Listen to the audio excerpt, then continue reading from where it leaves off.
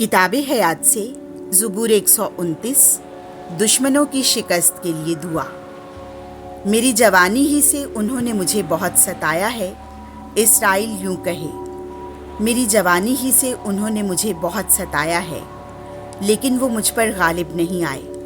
बलवाहों ने मेरी पीठ पर हल चलाए, उन्होंने अपनी लंबी लंबी रेघारियाँ बनाई, लेकिन सादिक खुदावंद ने शरीरों के रस्सों को काट डाला है।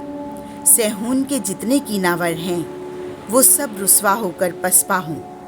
वो छतों की उस घास की मानिंद हो जाएं जो उखाड़े जाने से पेशतर ही सूख जाती है, जिससे ना कोई काटने वाला अपनी मुट्ठी और ना कोई पूले बांधने वाला अपना हाथ भरता है, और कोई राह गुजर नहीं कहता कि खुदावंद की बरकत तुम पर हो। हम खुदावंद के नाम से तुझे मुबारक कहते हैं। आमीन।